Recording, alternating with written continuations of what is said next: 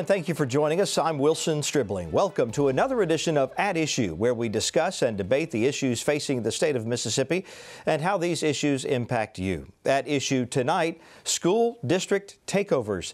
The Mississippi Department of Education has the authority to take over a failing school district after it is determined through investigation that an emergency exists.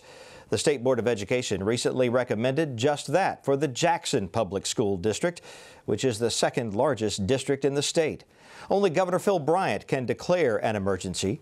Here's what he had to say about it. We got 700 pages that we're carefully reviewing. We have the responses from the city of Jackson that we're going through also. We're not going to rush to judgment on this. This is a very important decision that will be made. I certainly respect the board's decision to send me that request for emergency, but we are going to make sure that we know exactly what the condition of the city of Jackson's public school system is now. That wasn't just a snapshot that occurred, and we'll make a decision when we feel comfortable that we have completed our due diligence. It's not something that I enjoy doing. It is a burden to our state, a burden to the Department of Education. They have many duties that they have to carry on, so this will be an additional one. And so absolutely, I'm very careful about entering into any takeover by the state of Mississippi, and it is certainly not something that I look forward to doing. What will more importantly affect my decision is what do we know? What does my staff have the opportunity to review? How comfortable do we feel that the proper steps have been taken? I have total confidence in Dr. Wright and her staff, but again, it is not a rubber stamp. This is something that we are very careful about before we enter into a takeover of any school district. It's a failing school system, and these children deserve better. The children of the Jackson Public School System deserve better. I met with a delegation yesterday of legislators, House members, and senators and told them this is on us. A decade ago, we should have been looking at the Jackson Public School System when we knew that it was not performing at the level that it should be and began to do something about it. Now that the alarm has been sounded, everyone wants to rush in. Where were they when we needed them a decade ago? The Mississippi Commission on School Accreditation presented its findings of a nearly year-long audit of JPS to the State Board of Education. The commission says it found JPS was in violation of 24 of 32 state standards.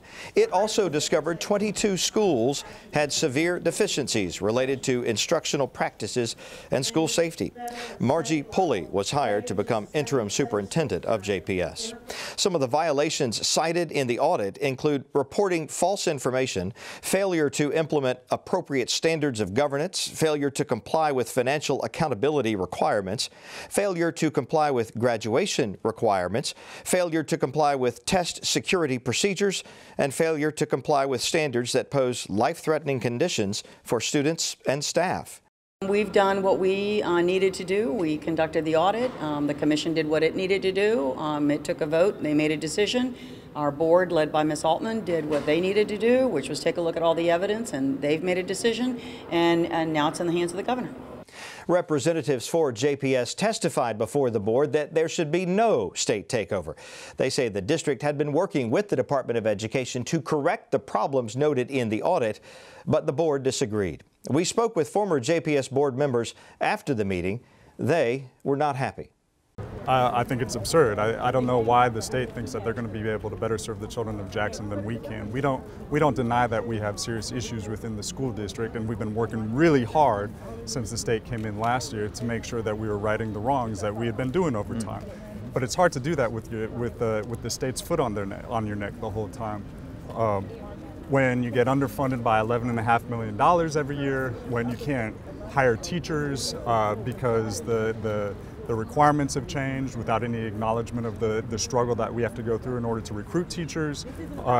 This has nothing to do with children. This is about money and power, of which we do not have. And frankly, the state doesn't have either. So it's kind of ironic that there's some kind of grab at play right now. It's definitely challenging to come into implementing procedural processes that were stated that we were out of compliance with, where you have 4 different audits going at the same time. That's unheard of for anyone to begin to implement when you're having to address, answer questions, and be on site with individuals coming to your system. That's disruptive. And anyone that's in any organization, business or what have you, does not have to experience that same level of intrusion. Not so to speak not to be open to suggestions of how to improve, but more says to be open to being subjected to a process where we're not having an opportunity to correct or get back in line with. And to me, that's probably the most frustrating piece. And our students will feel the brunt of that, because there is no way that any organization will be able to step in and be able to start off day one with where we have already begun the process to step into and what we've already begun the process of doing. And so that's probably the most frustrating and most disheartening thing that we've had to sit here and listen to over the last couple of days. We have put in so much work. We have had a valiant and urgent message and urgent work throughout the last 10 months since Dr. Murray has been on board as interim superintendent.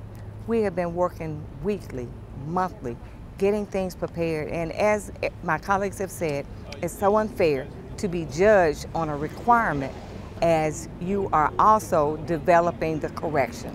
And that's what MD has done, is asked us to be correct as we are correcting. So it's like driving a car and not having your hand on the steering wheel at the same time. It's impossible. So what they've asked of us has been impossible for us to do, but we do believe that we have quality educators. Our students are very capable of learning.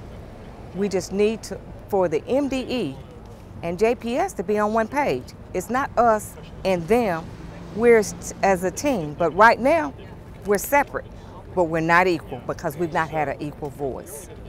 A JPS parent, Dorsey Carson, who is also an attorney, has filed a lawsuit in federal court on behalf of a group of parents who want to stop the state takeover. The suit claims the parents were not given due process and that the takeover process is unfair. Here's what Carson had to say. We will do what any parent would do to protect their children. State takeovers don't work. The track record of this State Department of Education is that there is 1 out of 19 takeovers that's now not in the bottom 20% in the state of Mississippi. We don't want that for our kids. We know that the best way is to go in as a community, and this takes away the rights of the community to a voice in this. We know it's a hatchet job. We know that the ability of this current interim administration to have the corrective action plan has not been given time. 8 months is not sufficient time. If you read the interim audit, that was clearly set up for what we see today. The JPS parents were locked out of the process. We were literally not allowed into the hearing. They put in a room where only 70 people could go in. To my knowledge, less than half a dozen parents were even in that room. And none of us have been interviewed. None of us were part of the audit. That's the procedure we have in Mississippi, is that parents do not have a voice. The children do not have the voice. This is all about administration. This is all about takeover for profit. So why is it necessary for the state to seize control of a district? The Department of Education says a state of emergency means an extreme emergency exists in a school district that jeopardizes the safety, security, or educational interests of the children enrolled in the schools in that district, and that the emergency is believed to be related to a serious violation or violations of accreditation standards or of state or federal law. Here's what happens when the governor agrees that there's an emergency in a school district. The State Board of Education becomes the governing body of the school district. The local school board is temporarily disbanded, and the state school board appoints an interim superintendent to lead the district. Under new state law, the district must sustain a grade of C or higher over a 5-year period. The interim superintendent works with district staff to clear accreditation violations, but the primary focus is on raising student achievement. There have been 19 state takeovers. Here's the list. The first was North Panola in 1996. 3 districts, North Panola, Oktibbeha County, and Tunica, were taken over twice. One school district that was taken over by the state and then returned to local control is the Holmes County School District. We spoke with Superintendent Angel Meeks about the reasons for the state to step in and the results. The Holmes County School District was taken over by the Mississippi Department of Education during the 2006-2007 school term. Why did the district get taken over by the state? Holmes County was taken over by the State Department due to several concerns that had been voiced by local citizens. There was also a safety concern, and then low academic performance was also cited as one of the reasons for state takeover. Were all of the deficiencies that were identified in the audit corrected and improved? Where do things stand today? It's a continuous cycle. It is a continuous cycle. So yes, all of the deficiencies were corrected. Some were corrected immediately. Some were corrected during the term when the conservator was here, and some were corrected after the conservator left. So there was still work that had to be done and submitted to MDE for final clearance. So all of those deficiencies were cleared. Where are we now? Every year is its own year.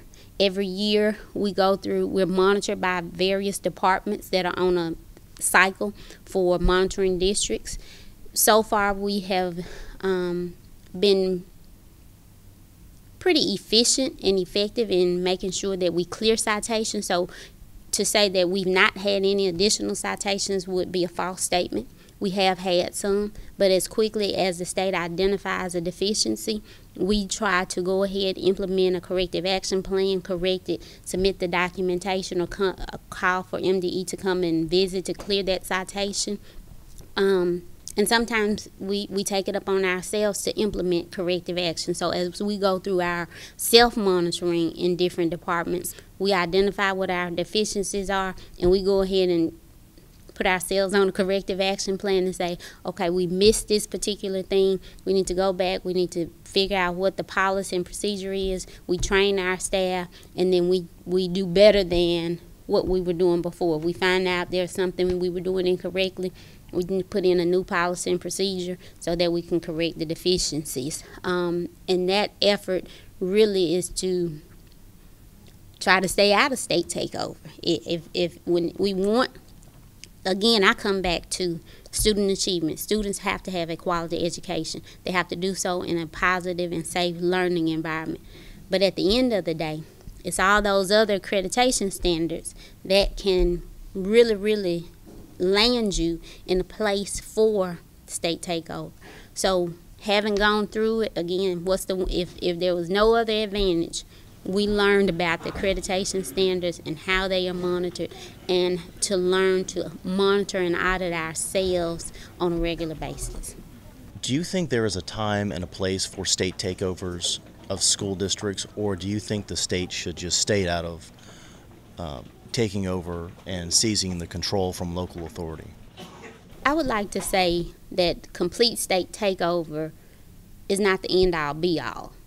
State intervention and support from my perspective and interaction with the State Department has been much more effective than just a takeover. Because if I come in and I just tell you what to do and you fix it just because I'm telling you, and I'm the big brother standing over you with the stick, and I'm just spanking your hand all the time, you will get me to do what you want me to do, but that does not mean that I'm fully invested.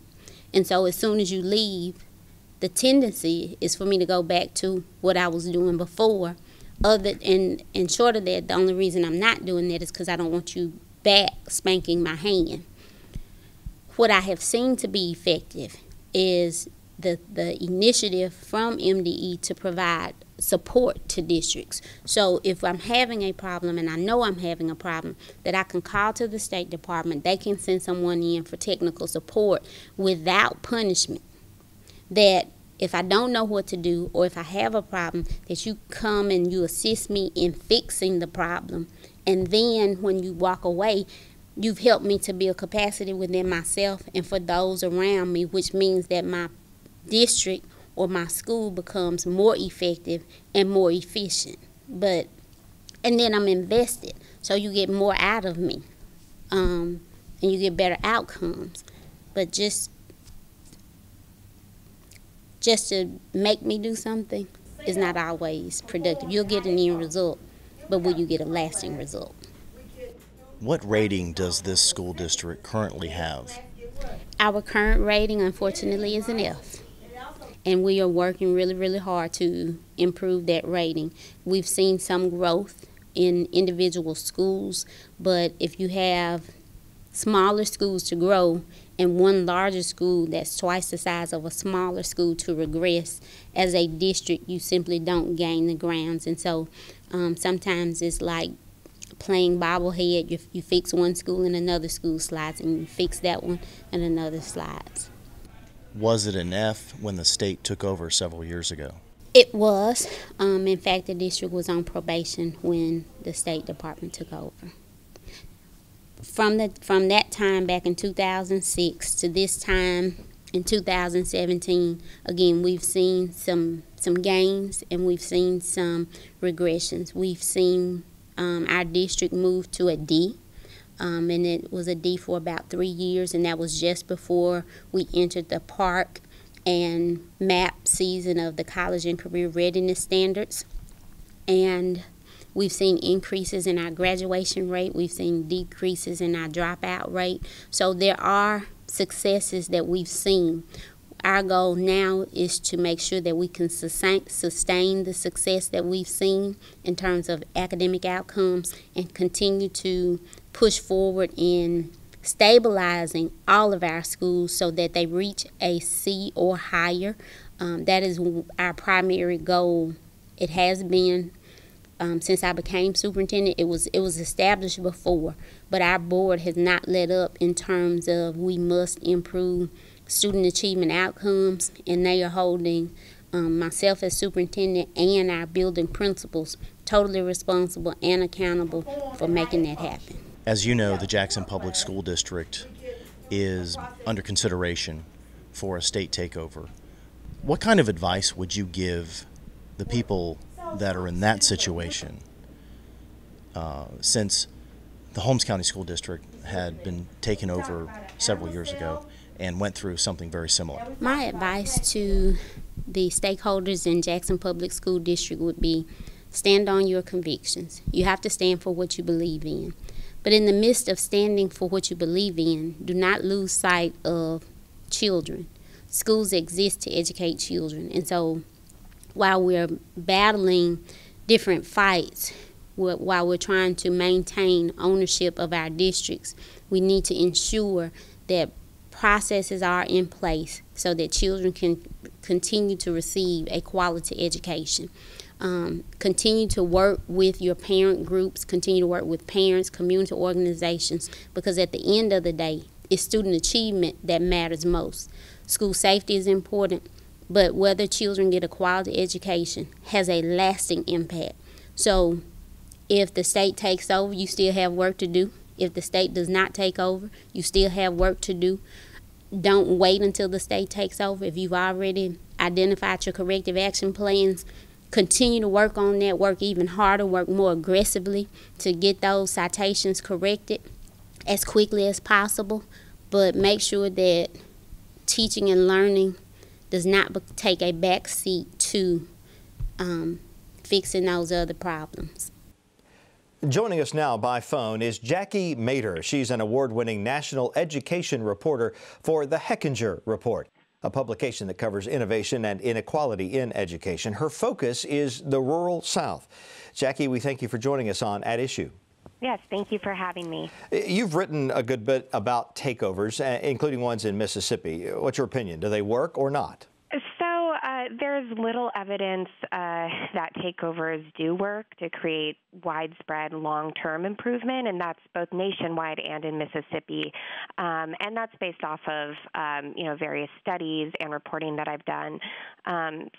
Nationwide, we see some school districts that have long been under control by the state, such as Newark in New Jersey or the Philadelphia schools in Pennsylvania. You haven't seen much improvement there, and they're still struggling with a lot of issues, including financial issues.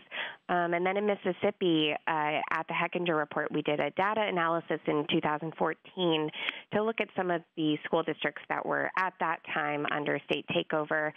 And you see some growth in some academic areas. You see declines in others. It's very erratic. There really wasn't a clear pattern of improvement. Some districts will say, we've seen improvement in financial areas or administrative areas, and that's what research has also found, that takeovers do seem to help more when you're looking at financial and administrative aspects rather than academic improvement.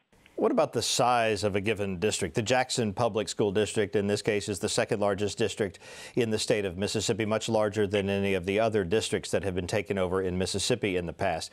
Does the size help determine whether it will be a success or not? Right, that's a good question.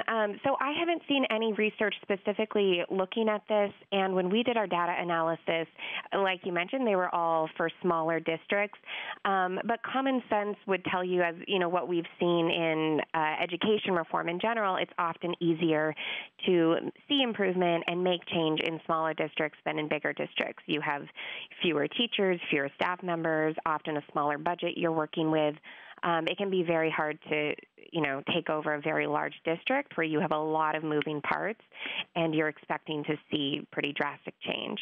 What about money, the amount of funding a given school district receives from the state? Does that play a role here? Yeah, funding always plays a role when you're talking about making improvements and changes in districts. When I was reporting on the Mississippi districts in 2014 that were taken over, I asked the state if there was additional funding for those districts under state takeover. And at that time, there was no additional funding being given to those districts. So these are districts that are already underfunded, because we know Mississippi has underfunded its schools for years, and they're expected to make pretty significant changes. They're trying to recruit and retain good teachers. They're trying to, oftentimes buy new curriculum and resources, and it can be very hard to do that without funding. Well, I guess there are a number of different metrics you can use to determine success or failure when it comes to a state takeover. What about student performance, pupil performance? What about that specifically in regard to a takeover? How does that typically change after a state steps in? Right. So one of the hardest parts when we were reporting on this is there's really, we weren't able to draw a conclusion. The best conclusion we could draw was that academic performance is very erratic after takeover. It varies by district. Some districts, like Tate County, they saw a great improvement in academic areas, while other districts, I looked at Hazelhurst pretty in-depth also, and they saw improvement in some areas and declines in other areas. Maybe one year you'll see some takeover districts make growth. The next year, those same districts may backslide a little bit. It's very hard to draw a conclusion. I think it varies a lot by district. And some of the districts I spoke to also said, we see academic improvement when we have a consistent leader during this takeover. So Tate County had the same, they now call them interim superintendents. They had the same superintendent during the entirety of the takeover. Other districts like Hazelhurst, they did not. So they said, that greatly impacted academic performance also. Well, where the academic performance did improve, were those districts able to sustain it over time? Yes, so Tate County is the best example of this that I've looked at, and they did. They saw consistent growth year after year, and of course, you may see some backsliding. The standards have changed since then. Exams have changed, so they're always, it's hard to compare year to year at times, but some districts were able to sustain it. Other districts, may make some growth, and then there's actually a few in Mississippi that made a little growth.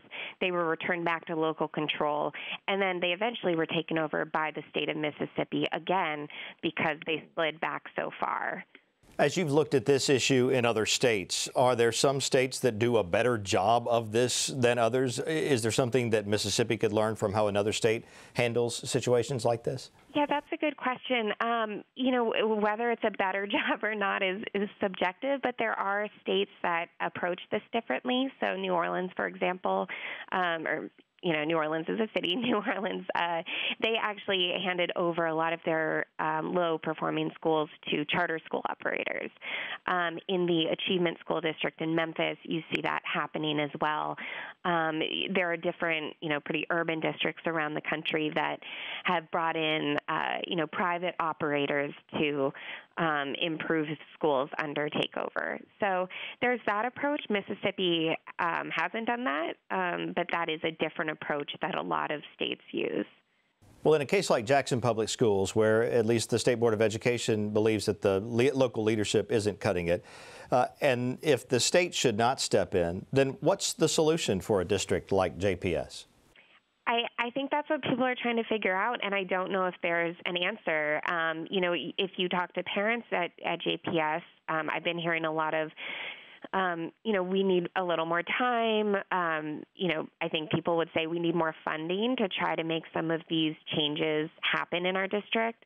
So I think those may be two of the things that the districts would argue for and say, more time, more funding so we can get more resources. Maybe we can recruit and retain better teachers if we're able to offer some sort of incentive. So those are all things that may be, solutions for some districts so that hopefully you see some improvement before it gets to the point of being taken over. Jackie Mader, national education reporter for the Hechinger Report. Thank you for your insight. Thank you so much for having me. We are out of time. Don't forget you can check out the program on our website, mpbonline.org/issue. And we invite you to join us again next Friday night here on MPB TV for another edition of At Issue. Good night.